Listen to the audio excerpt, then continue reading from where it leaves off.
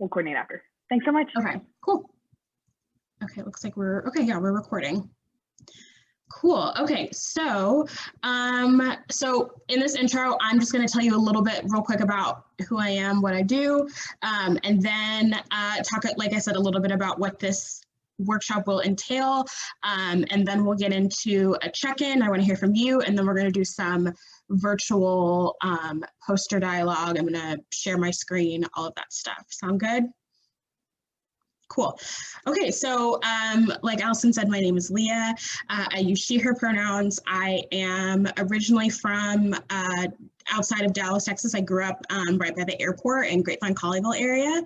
I did theater in high school. I studied theater in college, got my degree in theater. I worked at Dallas Theater Center for 4 years, 4.5 years. And then I moved to Milwaukee about 2 years ago, and I was working at Milwaukee Repertory Theater. And then right now I am kind of a freelance artist, but really my work lives in community engagement, producing, directing, education. I always say that my work lives at a lot of intersections of storytelling, art, people, place, social justice, racial justice. I kind of do a little bit of everything, which I think is really great because I got my degree in theater, and I think it allows us to do all of those things. So that's what I do. Like I said, I'm a teaching artist, but professionally, what I've done in larger theaters like Dallas Theater Center is community engagement work. So really thinking about what it means to be a theater that is in relationship with the community that it serves. So for today, like I had said, we're going to have some conversation around where we see theater in social movements, and really thinking about some of the training that we might have had as actors when thinking about, emotions and point of view and motivation and action, and where we see those in social movement. So that's kind of what we're going to be diving into today. So I kind of want to just do a check-in with everyone. So I would love to know, please share your name, your pronouns if you feel comfortable sharing those, where you go to school. And then just as a check-in, just tell me, just say I'm feeling, and then what you're feeling, what you're wanting, and then what you're bringing. So I'm feeling this, I'm wanting this, and I'm bringing this. So I'll go first as an example. So I'm feeling really excited. I'm excited to be here. I'm wanting to learn more, and I'm wanting to have conversation and dialogue. And I'm bringing excitement and knowledge and my perspective. So I would like, does anyone want to go next? Just jump in. So I'm Joshua. Great. I use he, him pronouns. I go to Richardson High School, and I am wanting to be able to listen and get everything of what you guys are going to tell me and all the information. I am, so I know it's bringing, wanting, and then one more. What's the last one? Sorry, yes, I'm gonna put it in the chat. Sorry, Allison, I think I just said it to you, but let me put it to everyone. Before I get to the third one, I am bringing, feeling. I'm feeling, I'm wanting, and I'm bringing, sorry. Gotcha. No, you're good. So I am feeling happy to be in this, and I am bringing a set of open ears. Great. Thank you, Joshua. Who wants to jump in next? I can go. Great. Okay. Hello, I'm Savannah Stringer. I use she, her pronouns. I go to Richardson High School also, and I'm feeling good about this. This seems like a cool opportunity to be in the Zoom. I'm wanting. I'm wanting to hear some perspectives I've never heard, and I'm bringing my attention. Great. Thank you, Savannah. Emma? Hi, I'm Emma Berkey. I use she, her pronouns, and I go to Booker T. Washington, HSPBA. Okay. I'm feeling ready to learn, also a little tired, but ready to learn. And I'm wanting to, like Savannah said, gain new perspectives and build on the knowledge that I have already. And then I'm bringing just my knowledge of theater and social justice theater thus far. Great. Thank you all. So actually real quick, I'm going to ask you guys to answer one more question. If you could each just tell me kind of what attracted you to signing up for this course, and why you're spending 90 minutes on a Saturday, a really actually kind of nice Saturday, on Zoom. I would just love to hear just really quickly, like what brought you here? So who would like to jump in? So what brought me into doing this was I've been in different DSM courses before, and I got the email and I was like, ooh, this seems great. So I'm going to go ahead and sign up for this. And I'm spending 90 minutes instead of going outside because I just think it'd be great. And it's a great learning opportunity. Great.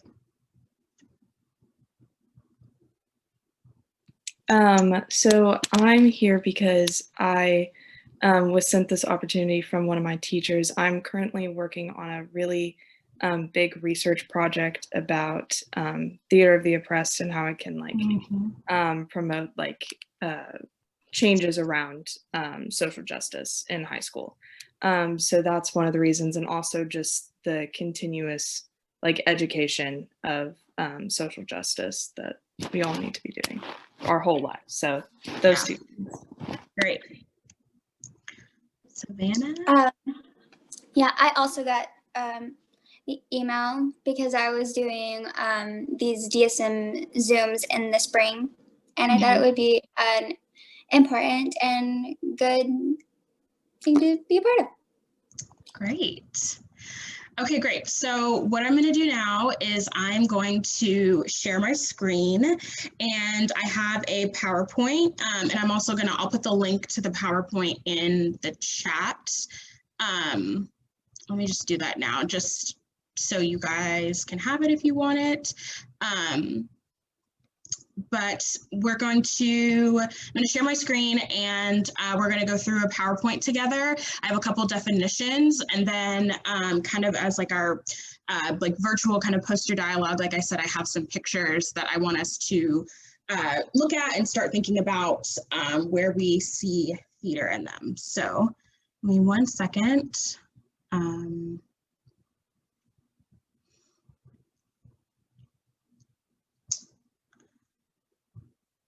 Okay.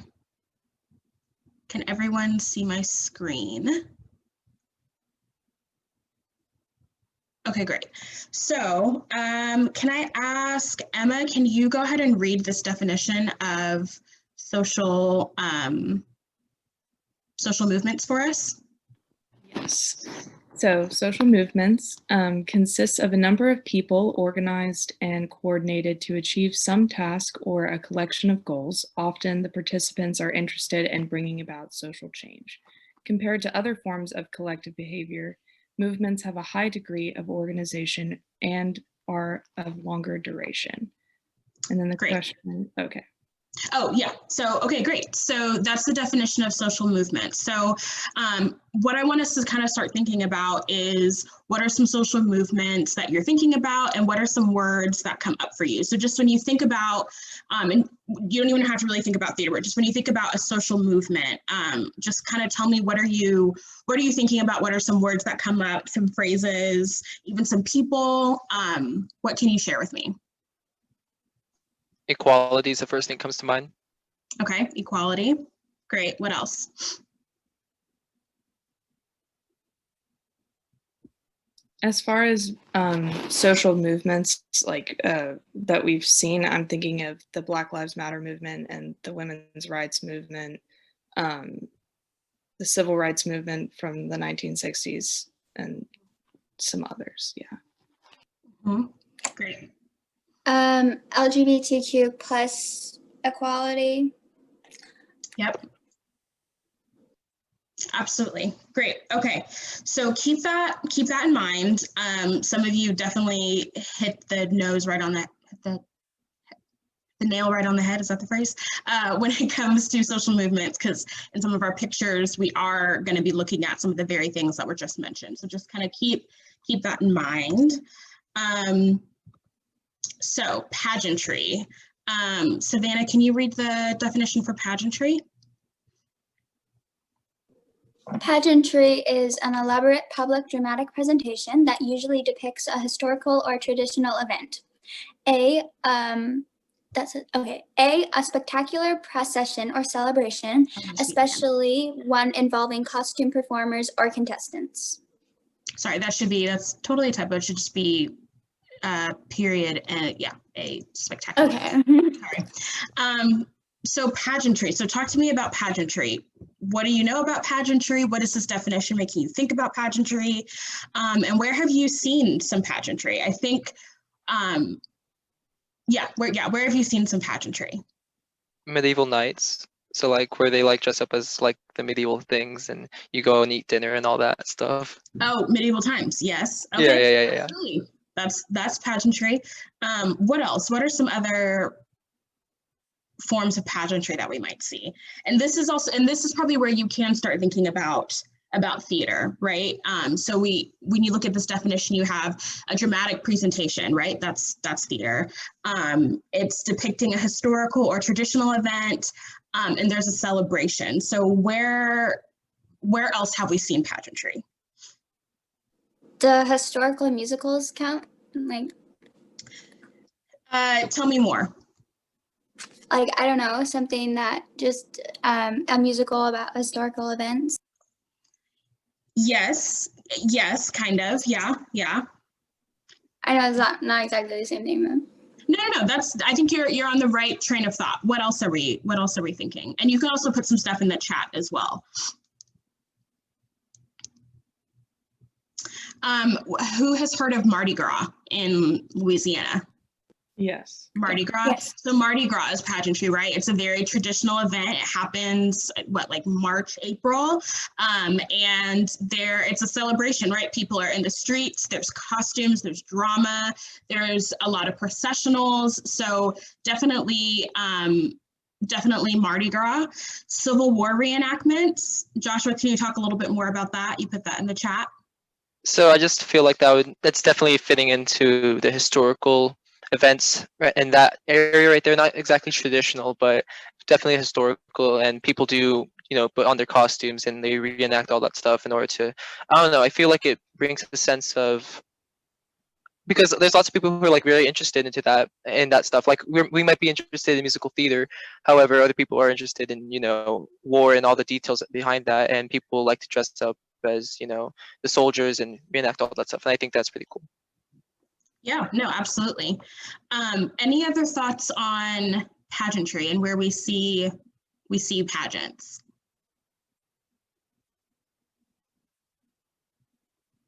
So I will say one thing that might be interesting for you to Google or just look up or just kind of your own kind of personal research is the form of pageantry is really deeply rooted in theater.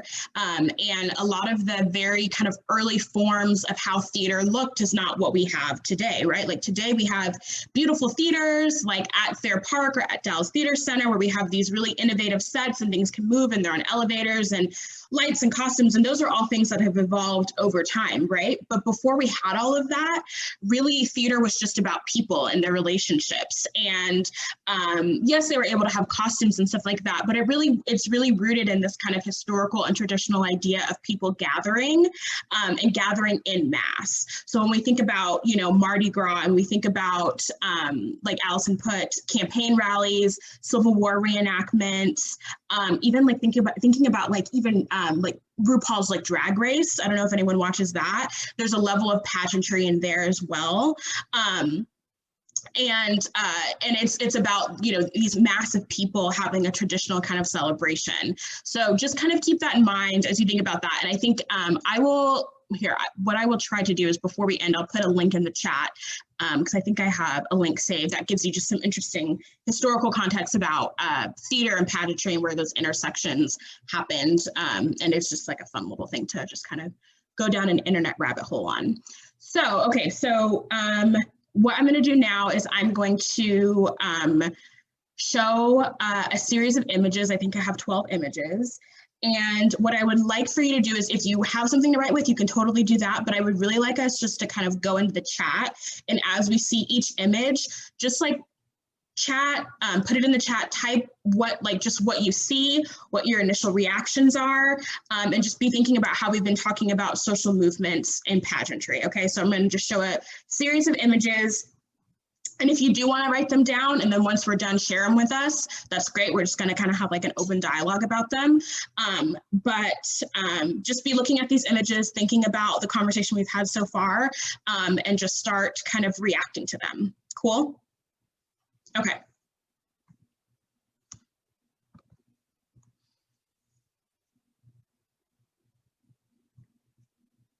So this is our first image.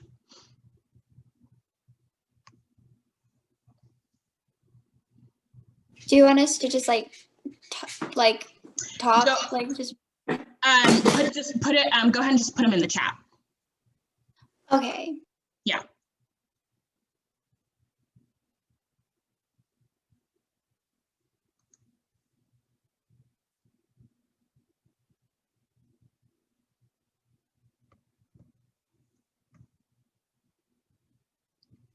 This is our second image.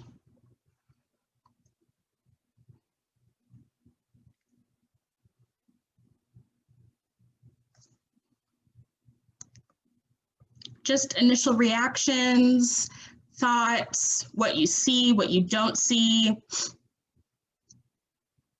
Okay, collective, common goal. Think about where you see costumes. Think about where you see history. Think about where you see tradition.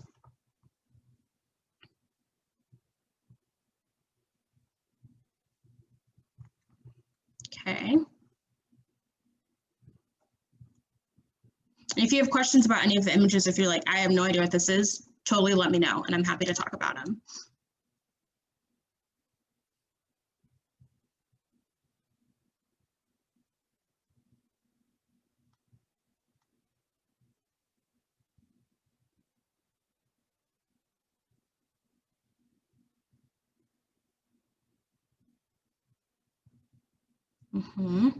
Young people leading a movement.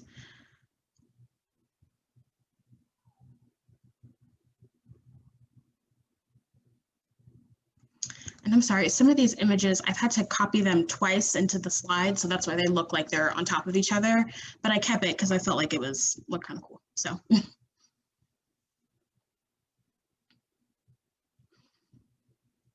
Again, think about who you see in these images, think about tradition, think about people being in mass, think about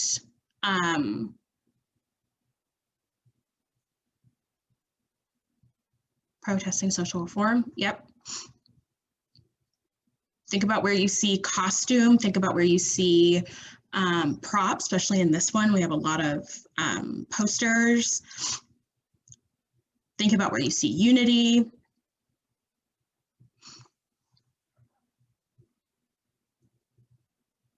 Uh-oh.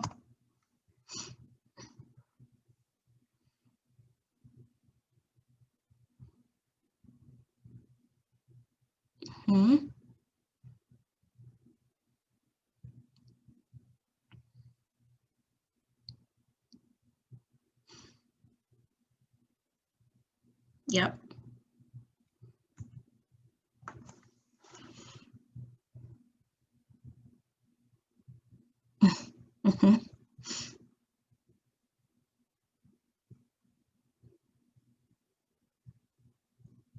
Think about facial expressions, think about being indoors, being outdoors.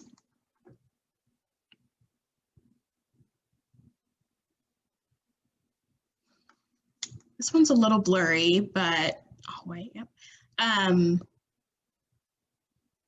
But but I feel like this is a really important picture.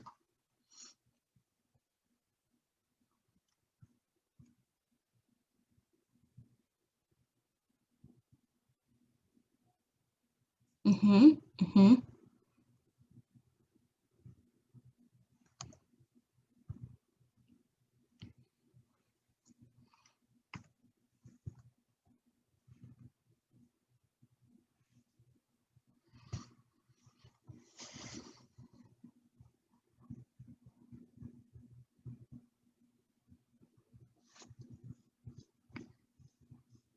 Now, this is a picture of actual theater, right, on Broadway, but still think about history, think about people being in mass, think about their body movement, their body language, and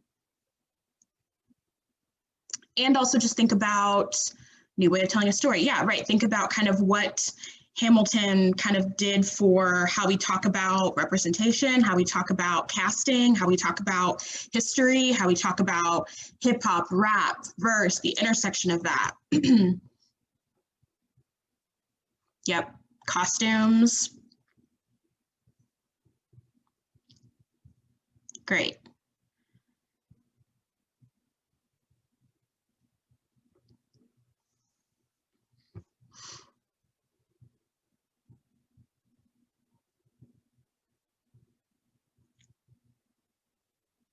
Riot, yep. This is actually a pretty recent picture from this past summer. Mm-hmm. Yep, George Floyd. And I will say I chose this picture just because of the kind of innate theatricality of this photo, because I see contrast in lighting. I see masks, which I think are just an important part of our conversation in all the ways right now, right? I see tension in the fist, and I see, yeah, it's very powerful, right? And I almost kind of feel like it does feel very theatrical because it feels like they're almost on a set, right? It feels like they're standing in front of something. It feels like they're taking up space in that. Okay, I think we have one more.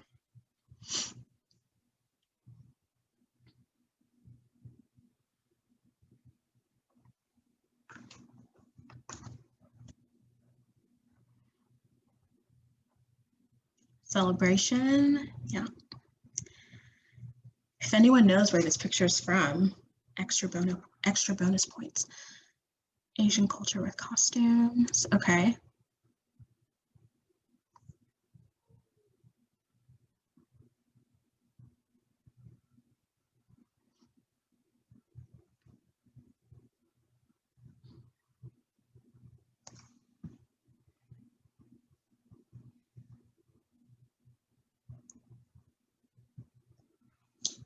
Okay, great. Okay, I'm gonna just take us back to the very beginning, social movements. Seems like integration with the audience, interaction with the audience. Okay, great. Okay, so let's just kind of talk about what we just saw. Were there other things that did make it into the chat? Just other kind of initial reactions, anything you want to share?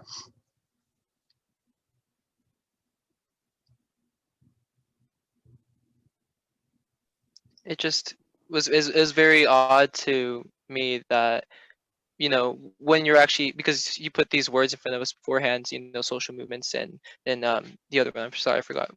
Pageantry. Pageantry, there you go. Mm-hmm. And it's just really odd to me how you could see these photos and just, you know, have an immediate like reaction, but then because we saw both of these words, it has like a bigger meaning in a sense. Like they already had that meaning, but it like opens your eyes a little more, in my opinion. Great. It really made me think about how like a lot of the photos looked like they were staged, like kind of how you were talking about. Looks like they were what? Sorry. Staged. Oh, staged, yes. Like with the George Floyd protest photo, you were talking about the lighting and their stances and everything, and just how a lot of them looked like they were photographed for a history book. Mm-hmm. that's what I would see like when I turn a page. Yep. Okay, so, oh, go ahead. No, go ahead. Oh, okay. There's a lot of things that were like symbolic of like unity, or lots of things. Like lots of them were public presentations, and there's a lot of symbolism in theater and everything that we just saw. Great. So, okay, what I'm going to do is I'm going to stop sharing my screen. And I'm going to put, sorry, I have 1, 2, 3, 4. Okay, so I have 6 questions. And this is not a test, but this is just something that I'm going to go off camera, and I'll still be here and I can answer questions, but I want the 3 of you to kind of enter a dialogue around the questions that I'm going to put in the chat pertaining to the images that we just saw. So give me 1 second to copy and paste these.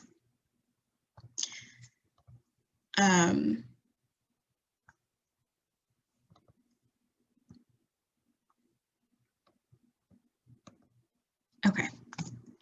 So we have, what are some common themes in these images? What do you notice about the people in these images? Body language. What kinds of people do you see in these images?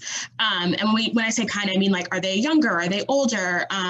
Racial background, like just what are you seeing in these people? Where do you notice stress or tension? So again, thinking about their body, where do you notice stress in their body? Where do you notice tension in their body? And then also, where do you notice joy and unity, right?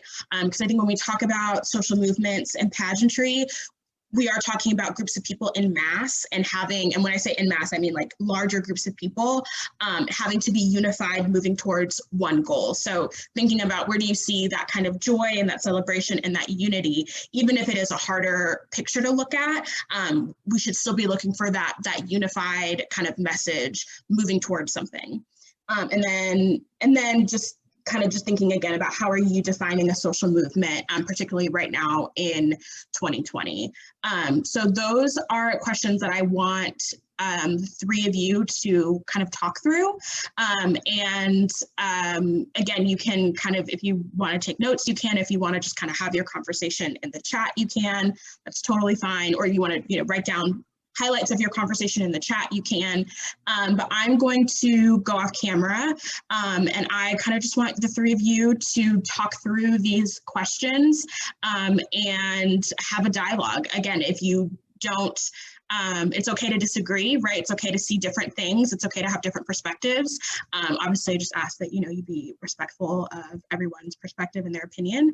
But I'm going to give you a little bit of time to do that, and then I'm going to come back, and I would just love for you to share out some of the answers to the questions and some other reactions or thoughts. Does that sound good? Yeah? Okay, cool. I'm going to go off camera briefly, and I'm going to leave it to you all. And again, you do have the link to the PowerPoint. It should be open. So if you need to reference that again, you can. Sound good? Cool.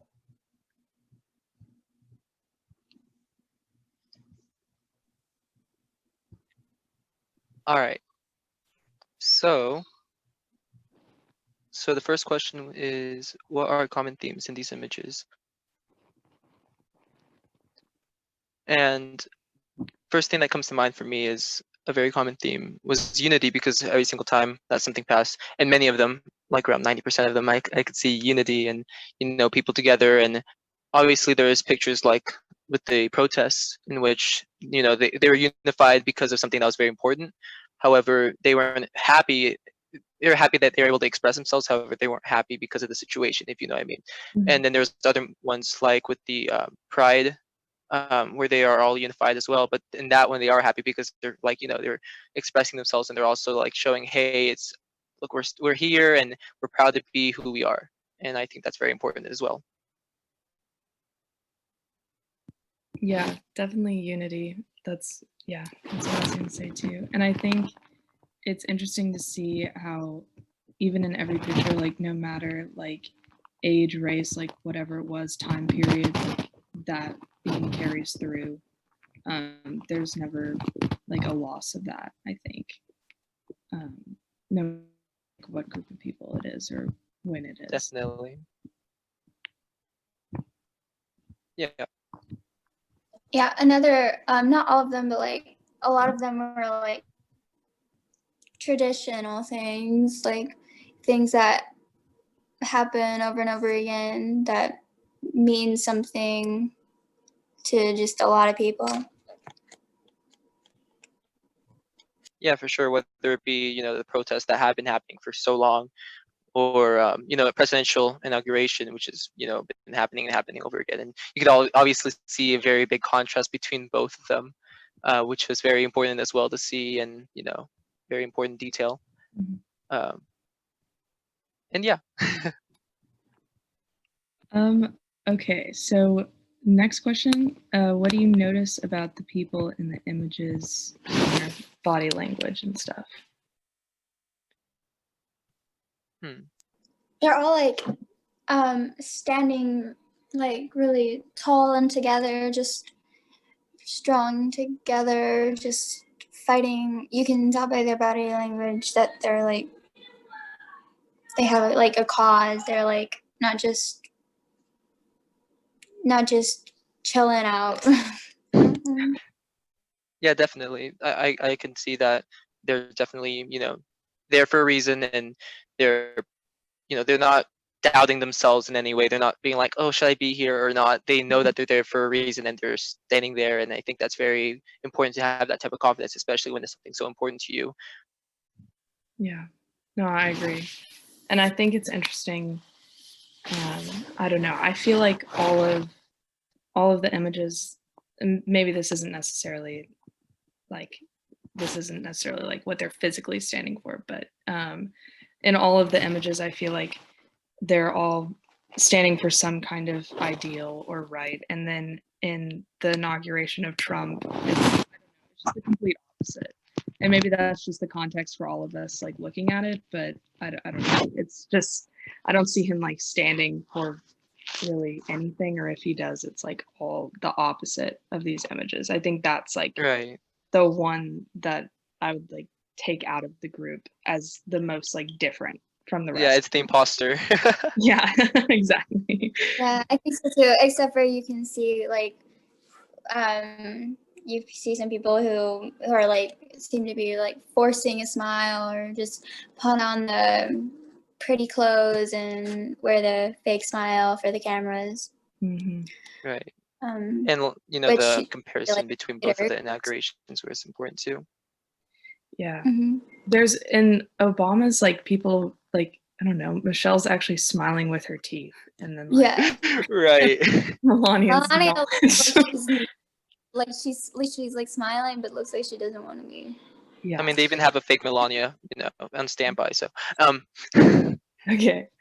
Her is like probably been very theatric. That can be like acting, having Oh to yeah, definitely. right. Definitely. So the next one is, what kinds of people do you see in these images? You kind of talked about that a little bit. Yeah. Brought that up. all types of sorts. For sure. But the only difference would be that in all of them, you didn't really see people who, like, obviously there were, like, let's say in the which one was it? Maybe one of the women's rights ones. Mm-hmm. There were women of different, ethnicities, different, skin color and all that. But in reality, all of them had a common thing that's sticking them together like glue. Mm-hmm. It's not really something that's in each picture. There's not really something that is black and white. It's really something that sticks together. It's like a mixture. Yeah. And all right, the next one is, where do you notice stress or tension? Oh, go ahead. What were you gonna say? Or there's like probably a lot of stress behind and tension behind George Floyd protest. Like that's like terrible situation. So people are mad and upset. Yeah. Right, that's the first thing that came to my head when I heard stress and tension. I thought that picture immediately. Yeah. And I think in the picture of the Marjorie Stoneman Douglas high school students, like I think in a lot of them, it's just all of that tension and stress like comes from the fact that like it was the event itself like that caused it, like they're protesting or standing up for, you know, because like something might have like sparked it, but it's really rooted in like everything that happened before. Because like everything, all these Yeah. pictures are like not, you know, it's not because of a sole like isolated event. Right. Like, even if you look at like Hamilton, it's not like they decided to like break from England because of like the Boston Tea Party or something. Like, no, it's like it was like built. It was like a whole build, and so that's I think where a lot of the stress and tension comes from. And I also think that even in the happy pictures, this can be a little like weird. However, and even in the pictures where they seem happy and they seem together, I definitely feel like there's been a whole lot of stress in them in a sense, because it's the stress of like, yes, we're together, but it's also the stress of like with the pride ones, when are we going to have all our rights, right? And then when is this going to stop with the abused, the abused women? At least that's why I thought it was. But definitely there's a lot of stress in that sense, that behind it, behind the doors, because they're in the pictures, they're happy, but before them there's definitely a lead up, like you said, that was full of stress and full of all of that stuff. Mm-hmm.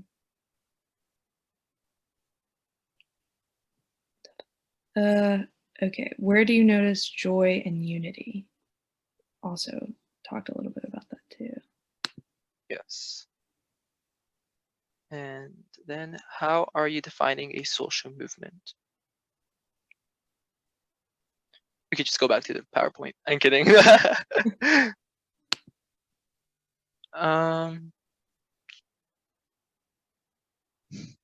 A call for action. Yeah. Like, I think a social movement would fall apart if it didn't have some kind of unity to it, which is like also Right. the word that we've been linking all of these pictures to. Mm-hmm. It's like something like, let's say, All Lives Matter. That doesn't really have that type of cause, because all it is, it's a wall. It's practically a wall between Black Lives Matter. It's really just, they made that up in order to give a big old middle finger to the Black Lives Matter movement, and that really doesn't have a cause in a sense. Like maybe for some people in their head it does, but it's not really a justifiable or a intelligent one, in my opinion, cause.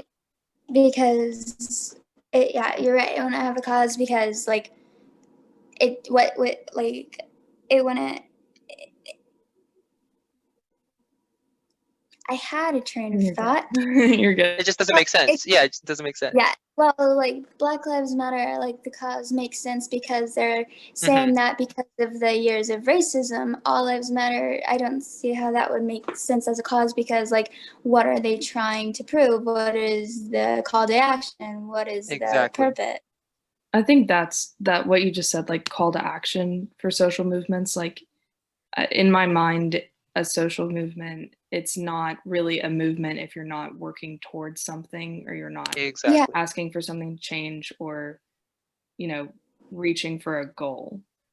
Right. Definitely agree. Okay, so were you able to get through the questions? I feel like was I coming in on the last question? Yes. Okay, great. I had the door open, so I heard some of the conversation, which I think was all really great, and I was kind of taking some notes.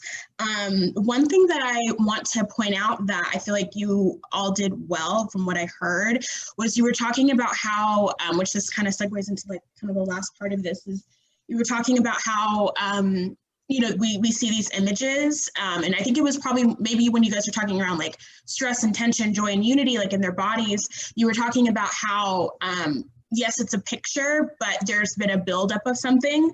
So like the kids on the cover of the young people on the cover of the Time magazine, that's a post picture. There was a photographer, they were asked to take that picture, but when we look at their faces and we look at, you know, like we don't necessarily see joy on their faces, right? Like we see that they are, you know, that there's been a buildup, you know, something tragic happened with guns in their school.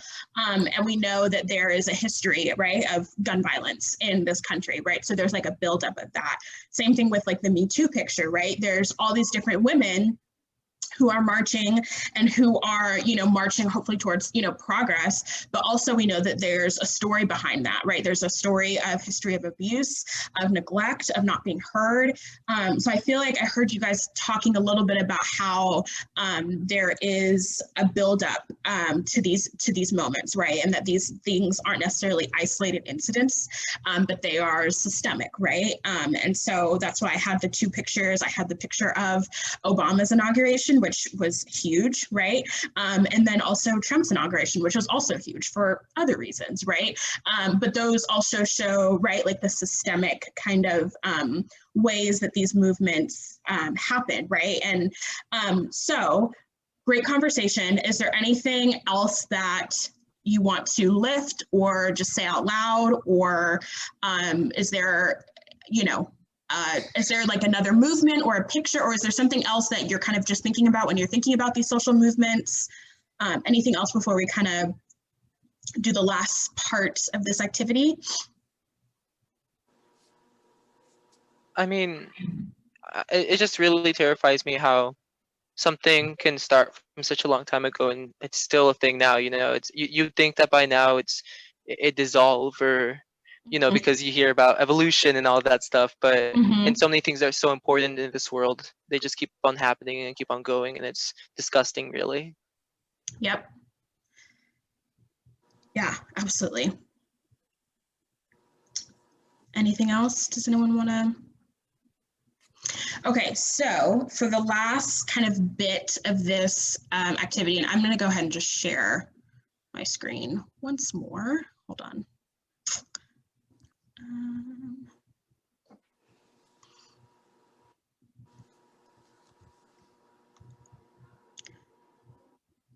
Okay, share screen.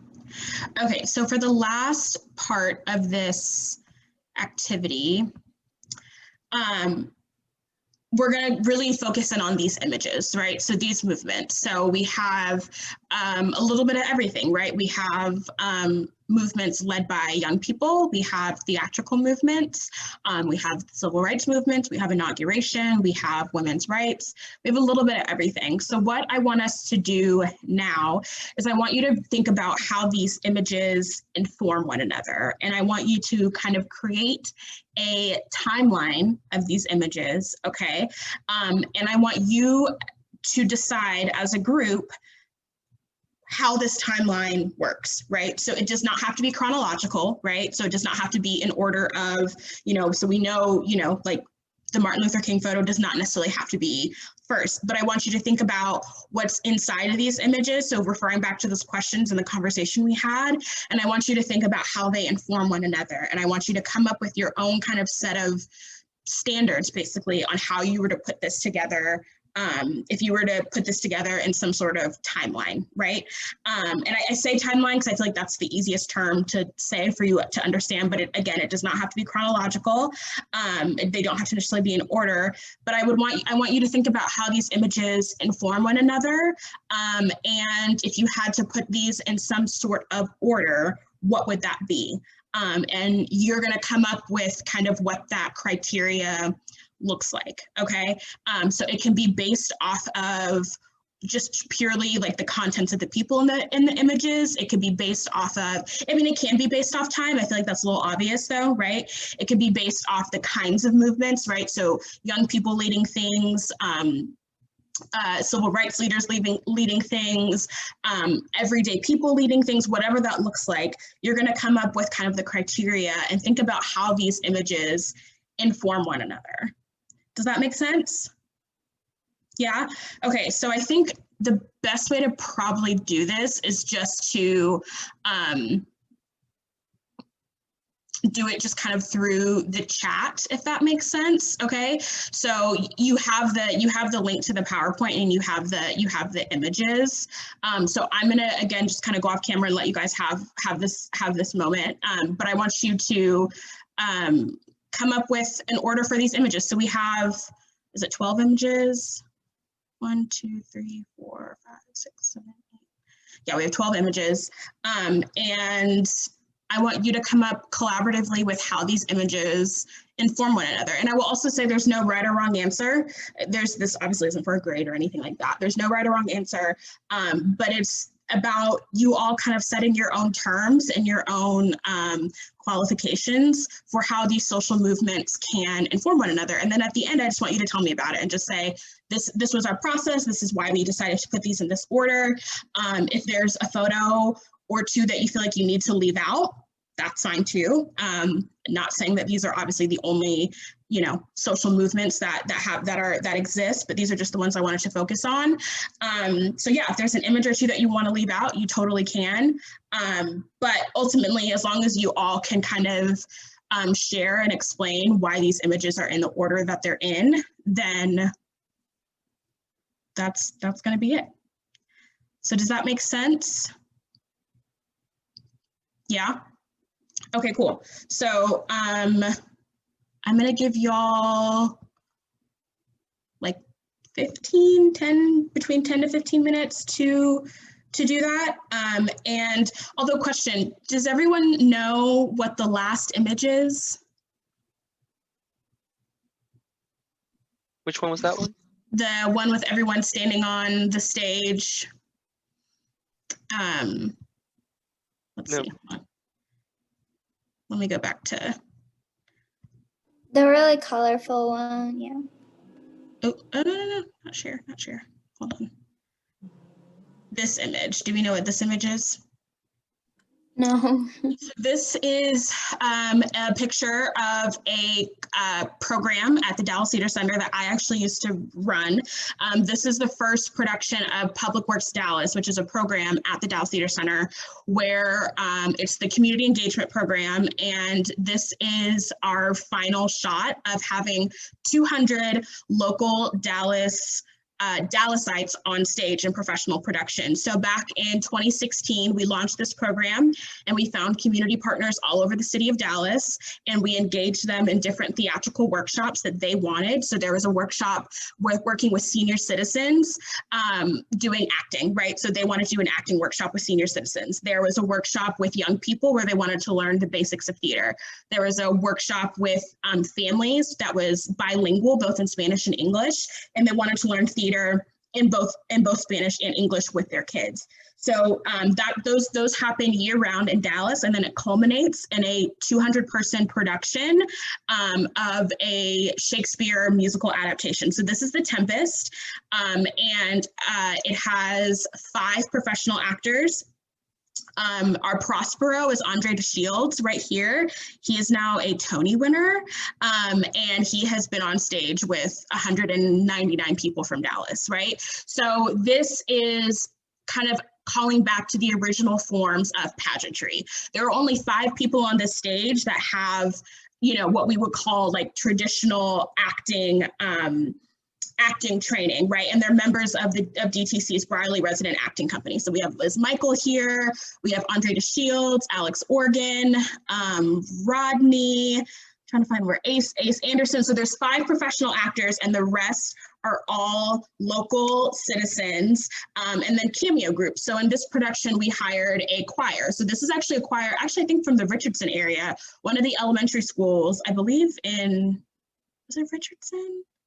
Somewhere. I can't remember. I was a producer on the show and I can't remember, but we hired a choir. We had the mayor in this show, the mayor of Dallas, Mayor Mike Rawlings, who was the mayor then. We had, oops, it's earlier. We had Dallas Mavericks in this show. We had a little bit of everything. We had Dallas Cowboys in this show.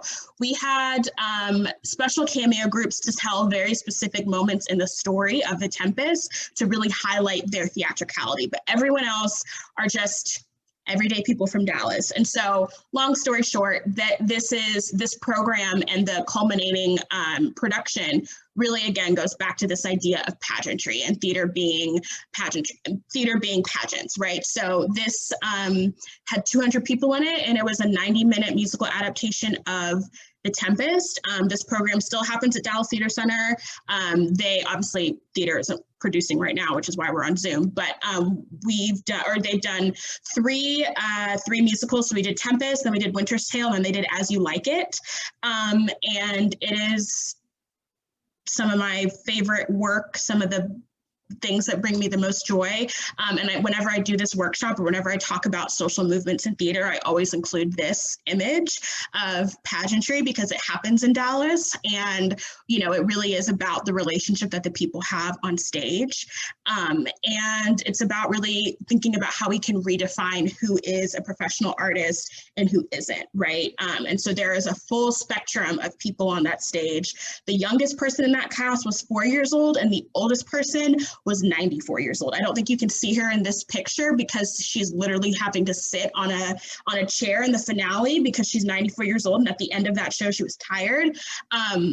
But she's somewhere back here. Miss Ruth Carter, 94 years old, was on stage at the Dallas Theater Center making her debut in William Shakespeare's The Tempest. So that is what this image is. So knowing that, just think about everything I just said and think about how that might fit into the timeline, right?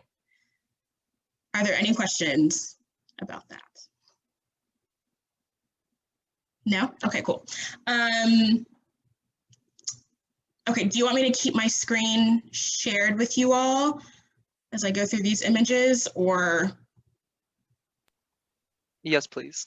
Okay, cool. All right, well, I'm gonna go off camera again. I'm gonna give you about 15 minutes to kind of come together and think about a timeline for these images. Cool? Okay.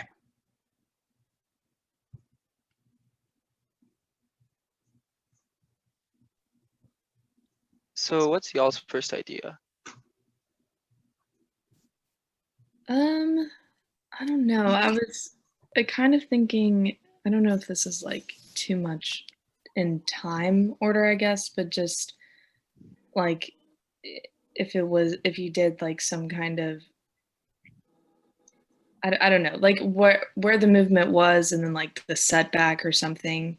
I feel like I almost think the last image though is just kind of like the ideal, like that everyone's reaching for, especially like after Right. she described it to us.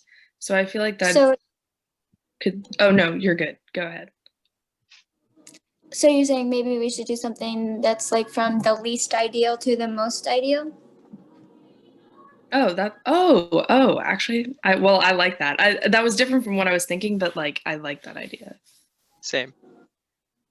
Okay, so Like I guess are we basing it off of like the least ideal, like least ideal like situation basically, or like yeah, the ideal of unity, equality, etc.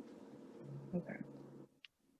I mean, I think that last one is the most ideal because it's got all those people together. Is that what you're saying? And That's they're yeah. all, we could have it and like categorized in different like idealities, I guess, because I mean, with the protests, you could say that that's ideal in a sense, but like you wouldn't place it in the same place as say the women's the abused women protest, the Me Too movement.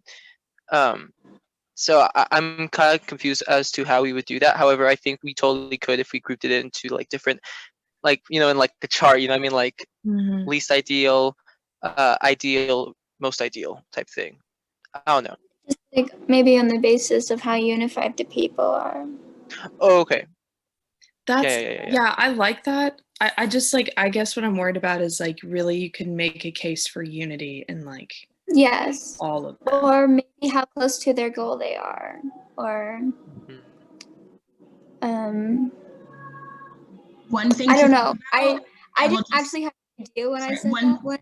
One thing to think about, I will just say as I'm listening to your conversation, think about how the images could be in conversation with one another. And that might also be an interesting place to start. So think about what images might be in conversation with one another. And that conversation doesn't necessarily have to mean that it is an agreeable conversation. There can be conversation that has conflict, but really think about each image and how they might inform and be in conversation with one another as you start to think about how you want to put it together. Just a little advice. Yeah, I had that type of idea at the very beginning. I was kind of like, but I thought that might fit more like a Venn diagram type of thing. I was like, well, we could put protest here, and then we could do this here, but that wouldn't really be a timeline. So, really, so are you both on computers at the moment?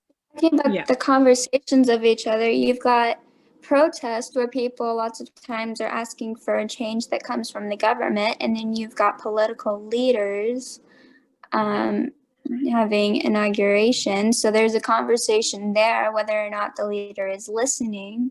That's true. So I guess we could put it in. Oh no, that'd be horrid. Never mind. I was gonna say, you know, people who. Oh no, never mind. So, since y'all are on computers, like every time I hear, y'all should type each image on the chat or could Emma do that real quick? Could you type in here? I'll read them out because every single time I go off into the presentation, my camera goes away. So I'm gonna go ahead and read them out. I have them written down, like what Oh, they you do? are. Okay, could you write them down on the chat so we can have a visual, and then we put them in order. Okay, I hope this is all of them. Could we That'd be great. Okay. What could we what? Well, no, I was just like, well, it's fine. No, you can write it down in the chat. I was gonna say we could probably one of us could share our screen with the presentation, where we can slide through the images. Oh yeah, that sounds like a good idea. Yeah, so here, let me stop sharing screen, or I'm wondering if the link I gave you all you should be able to edit it. So if one of you want to go into the original link I sent and just totally edit the slideshow, that's totally fine. That actually might be a little bit easier. That way you have the images. Right, we can have one editor and have them move around images. That'd be great, yeah. It looks like view only right now. Okay, let me see if I can change that. Okay. Oh, yep. Okay, can edit. Okay, I'm just gonna put it changed. It changed? Okay, great. Yeah. Awesome. Thank you. So yeah, so you should just be able to kind of just honestly move the images, and if you want to number them, you can. You can do whatever you need. Okay. Awesome. Okay, I can do that. Perfect. So, okay. Still.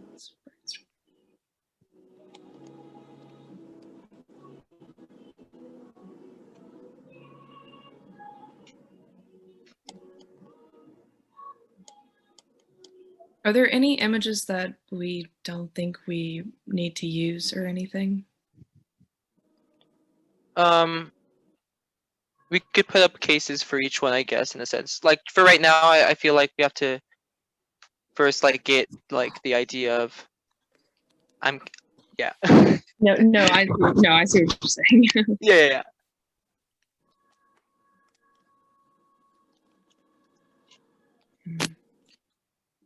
Because we spit out different ideas, and so depending on which one.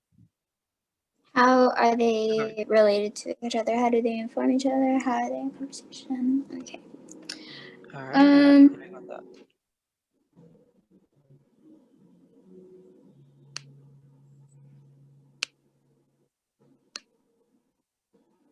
Were you able to share the screen, Emma? Oh, it says that it's disabled, just because I'm not the host. Gotcha.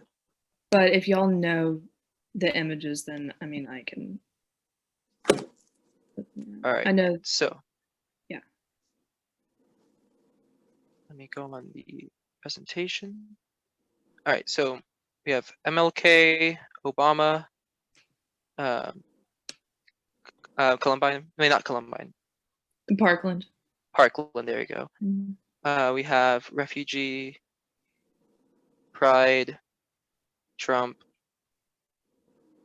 Me Too, Hamilton, George Floyd, and the 200-person show.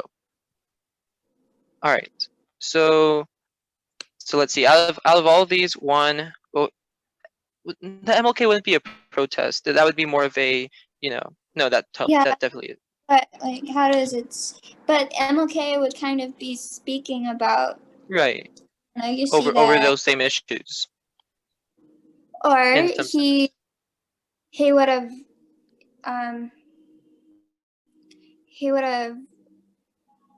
there's a couple ways we could go with that. He would have been speaking about how we're all these years later and we've still got terrible cases of racism like the George Floyd. So it could be speaking to that, or it could be speaking to the ways in which we have progressed. We had like a Black president. It could be speaking to that. Right. Or, so we could do MLK, Obama, Floyd. Oh no, MLK, Obama, then saying, Trump, then Floyd. Okay. No, I'm just trying to have like conversations about it. Just like, right. How do you think they speak to each other? And I'm not saying those three should all be together. I'm saying like, I'm just trying to figure out which ones like right. MLK would be informing each other. Like, well, I mean, what I was trying to say is that, MLK, he was one of the leaders of the civil rights movement. And so that led to, being able to have Black people have more equality and stop segregation. And that allowed, Obama to be president. And Obama became president, and then didn't Obama allow a lot of like gay like the right to marry. Yeah. So then Obama allowed that. MLK, Obama, Pride. The Pride photo I will say the Pride photo did happen under Obama's administration. There you go. Just for a point of clarity, that did happen while he was president. So think about that as well. Thank you. So you want to do, it could be MLK to Obama to Pride. And then to, let's see. So like the Me Too march and the. I feel like some of the last three, I think the last three could be Trump, Floyd, and then the last one, and the last one could be the 200-person, because then that could be like the ideal. That could be the ideal situation. You could like divide it by like, I mean, I'm sure we can duplicate slides too if we needed to use an image twice, but if you divided it by like administration kind of, that's kind of like right. Yeah. All right. And then when did I'm guessing refugee one, well, it could be both. It could be either one of them. If we're looking at the Muslim, ban, then that's under Trump, I believe. All right. If you're talking about the... Oh yeah, about the ban. Yeah, for sure. That's definitely Trump. And then the Me Too Survivors March, that could go anywhere. Because I mean, like that could have been 10 years ago, that could have been 5 years ago, etc. And then Hamilton is definitely something that, I don't know, it opened up a lot of doors to musical theater in a sense. Not it didn't open them up in a sense, but it kind of hip hop and theater, musical theater, like I bet that had been done, but like not in such a big way, and that like led to such a cultural push in that sense. So we could think about like the historical side, like how it was like the American story, I guess. I don't know. Yeah, and that could be before MLK in a sense, but like also be like theater in a sense. I don't know.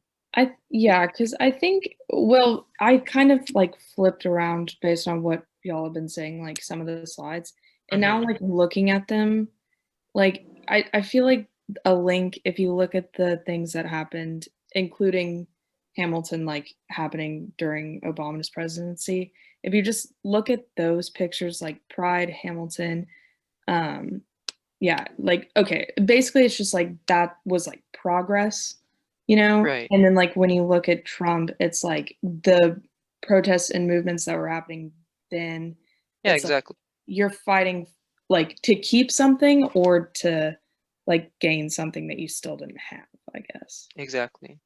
Yeah, and then Trump also has, sexual assault allegations and all that, so that could also connect to the Me Too march being under him. Well, but the march would be a sign of, progress in a sense. So that's what kind of like keeps me from wanting that. But like they needed something in order to do that. Right, right. And then I don't know how to say it, but because they might have felt less safe with somebody who literally had a bunch of allegations, and that's why. But it really just depends on the year that was taken. Maybe this says Mark Ralston, Getty Images. Okay. So what do we have right now? We have MLK, Obama, then Pride, then Hamilton. Yeah. And so the ones we know for sure will go under Trump. After Pride. Sorry? Why did we put Hamilton right after Pride? Because it was under Obama, like it started under Obama. And it was also like a sign of like,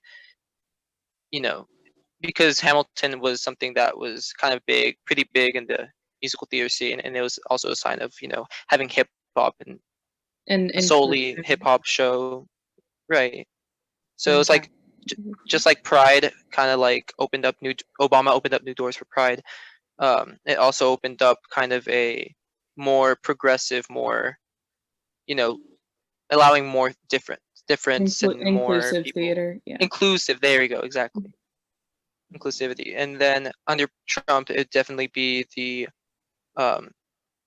assuming that it's under the ban, the Muslim and the refugee protest, as well as the Columbine, because that was under his Parkland. Yeah. Parkland, my bad. And then George Floyd, obviously. The only thing that really could be either one, depending on which way we want to go about it, could be the Me Too Survivor March. And then I'm guessing, well, I'm thinking in my head that the last one could be the 200-person show, because that could be like the end goal that we want. We could also like put, just like as a different thought, like put the picture of like the big show, because that was in 2016.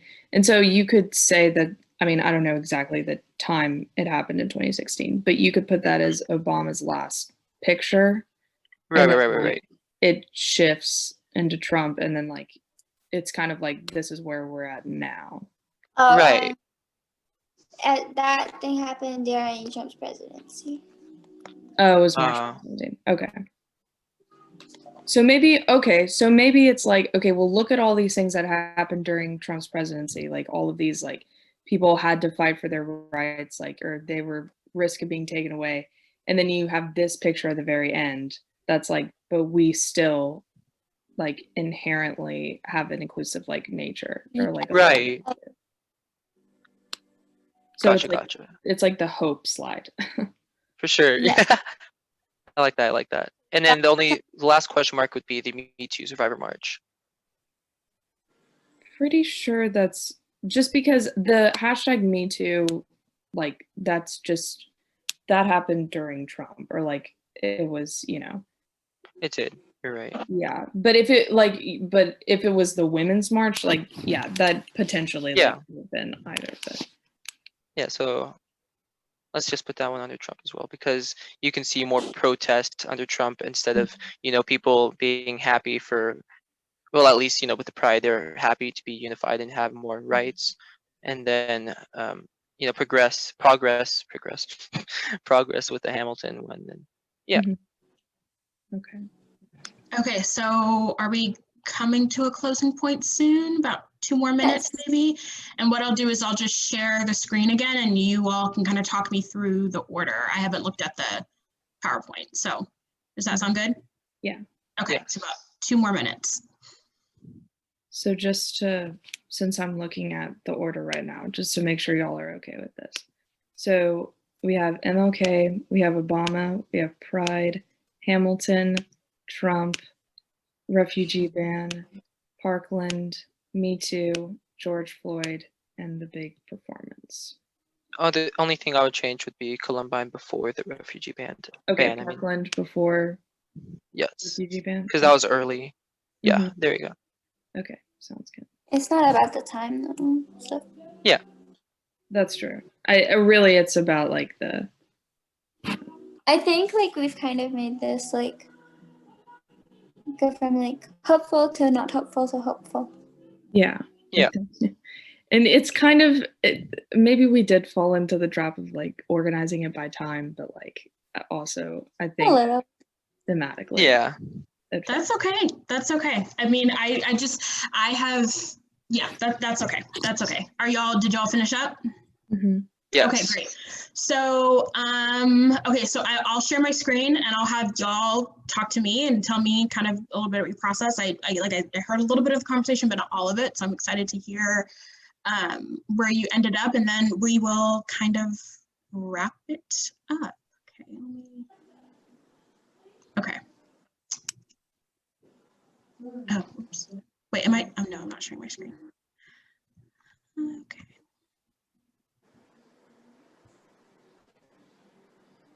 Okay. So this is the first image. Is this the first image? Yes. Okay, cool. So I'm just gonna kind of click through, and do y'all just want to talk to me about, or how about this? How about you guys just talk to me a little bit about process and kind of how you guys got to where you guys got, and then we'll go through the pictures. So, okay. So originally, I know we were discussing maybe putting it in order, like based on not ideal to ideal, but kind of what kept us from that was the fact that, you know, like all of these protests, like in a sense, like are ideal, that people are standing up for their rights and standing up for, you know, what needs to change. So that in a sense, like wasn't really going to work. So we kind of ended up dividing it by like presidential administrations. Okay.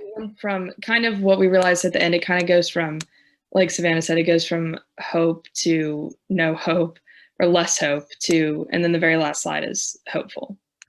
Oh, interesting. So these are broken up based off kind of what happened during Obama versus Trump's administration. Oh, okay.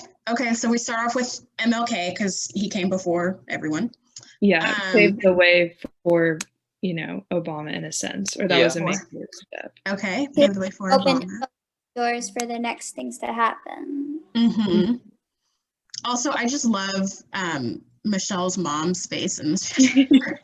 just because like if you know about like Michelle talks a lot about like how her mom like she had to like convince her mom to move into the White House to like look after the girls, and she's just was like, I'm so over this.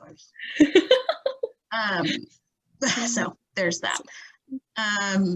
Okay, and then we have Pride.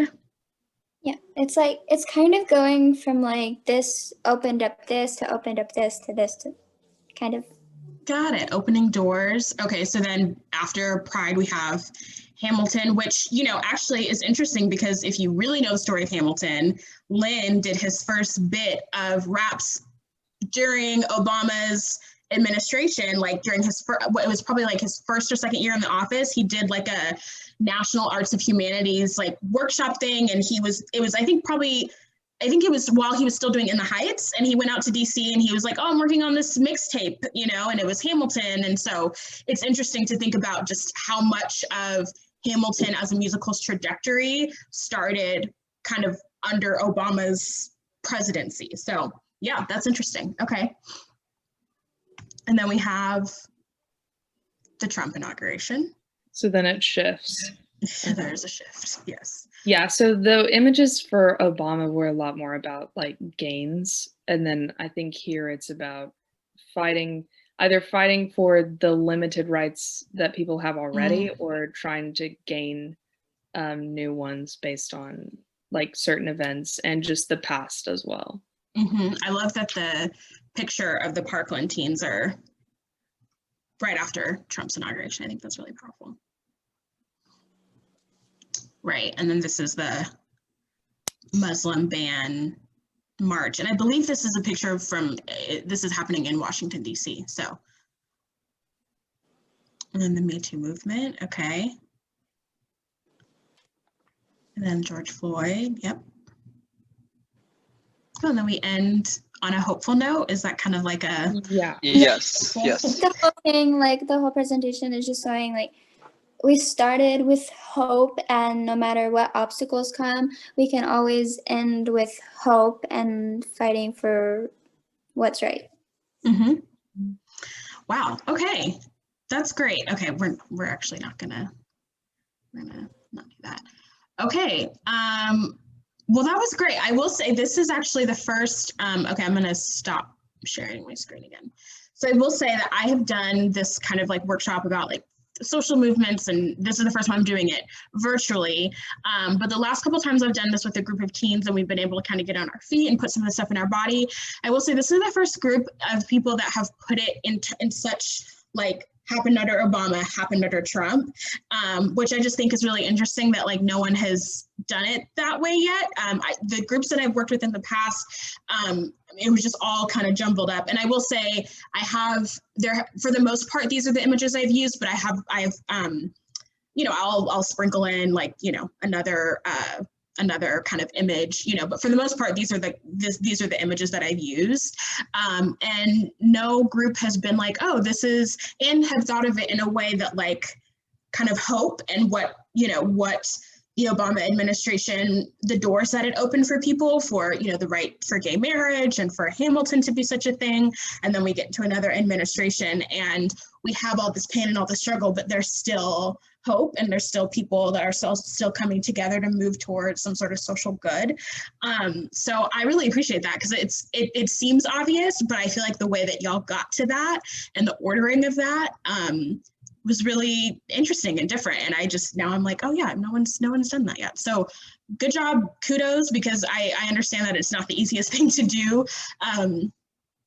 via Zoom. If we were in person, I would have these images like blown up and we'd have like markers and stickies and we'd be moving and using our bodies and it'd be really fun.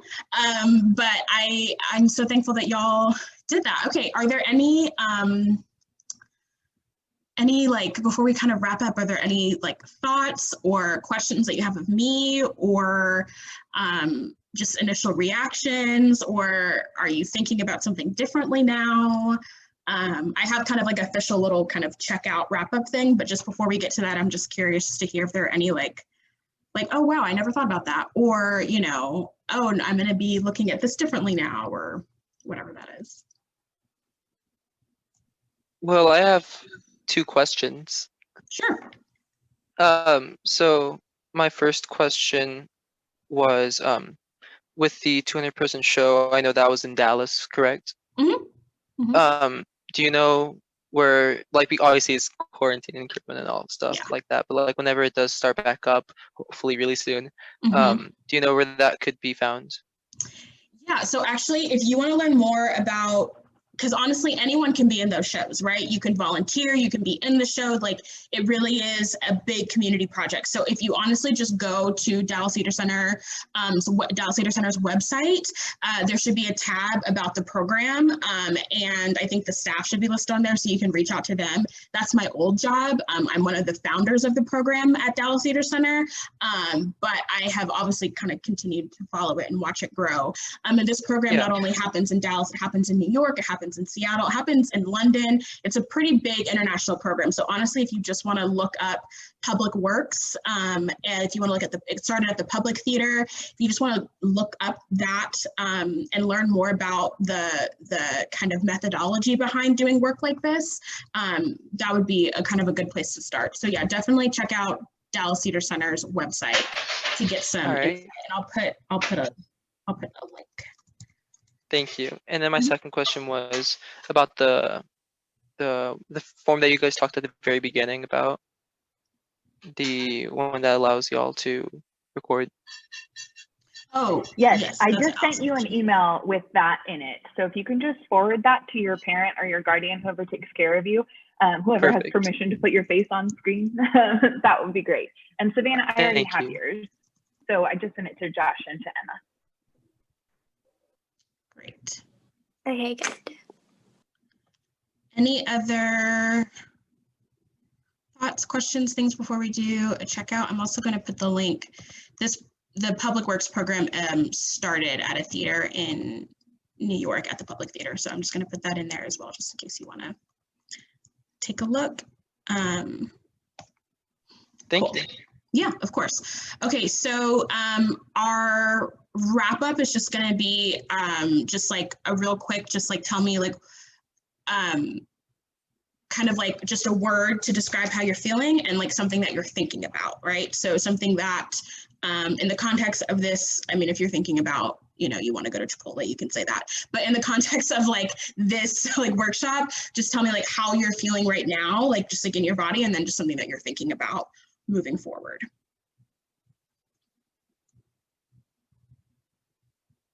So I'll go ahead and start just as an example. So I am feeling hungry, but I am feeling really grateful for this time.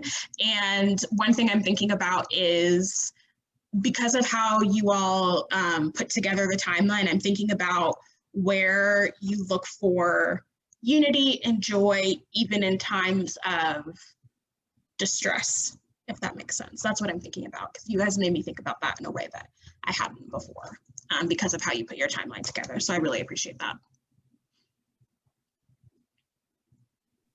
I am feeling appreciative of this class, and I also thankful as well. And I also am thinking about you know, doing some more things in order to, you know, help all these movements, as well as thinking about shows in the future.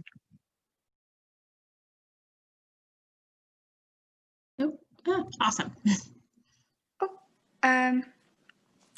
I'm feeling tired, hopeful, and scared for the future at the same time. Mm-hmm. I am thinking about trying to figure out how I can do more things to integrate my love of theater with social movements, because I think that's super important, and I spend so much time doing theater stuff. So. Mm-hmm. Yep. I'm feeling more energized than I was originally. I like the conversation was really good, and it's definitely made me want to look back at like the history of a lot of these movements. And I'm also thinking about looking at pageantry more and going down that internet rabbit hole, because I did not know anything about that. It's a fun one. It's a fun one. And I actually think I sent the link to the Public Works from the public, but I think the public might have some stuff embedded on their website about that. Because the link that I was looking for the link that I had mentioned earlier, and I cannot find it. So yeah, but just go down the rabbit hole. It's a fun and interesting one. And I think if you really are thinking about pursuing theater or acting or any sort of, or even if you want to go kind of like how I do like the education and community engagement side, I think it's an important just kind of foundation to know about, right? Because theater was founded on a set of principles of relationships with people. So it's an important kind of history to have in the back of your head. I'm going to put my email in the chat. So feel free to email me if you have any like other questions or thoughts, or if there's some stuff that I can hopefully be a resource for, feel free to email me. And yeah, I'm really thankful for you all hopping on this Zoom, and I'm glad it was kind of a smaller group because I feel like we got to have some really great conversation. And yeah, Allison, is there anything else that I need to? No, thanks so much, y'all. Our next masterclass is going to be next month, and it's going to be all about the local DFW theater scene, what theater we have here, how you can be a part of it, where to find auditions, what Dallas theaters are looking for, all great things. So hopefully we'll see y'all then. And thanks so much for joining us today. Have a great rest of your weekend. Thanks, Thank you, you guys too. Thank you. Goodbye. Thank you. Bye, everyone. Bye. Thank you so much. You need me to? Do I need to? Oh, for the recording. I was like, what am I? Yes. I was like, I feel like I'm something.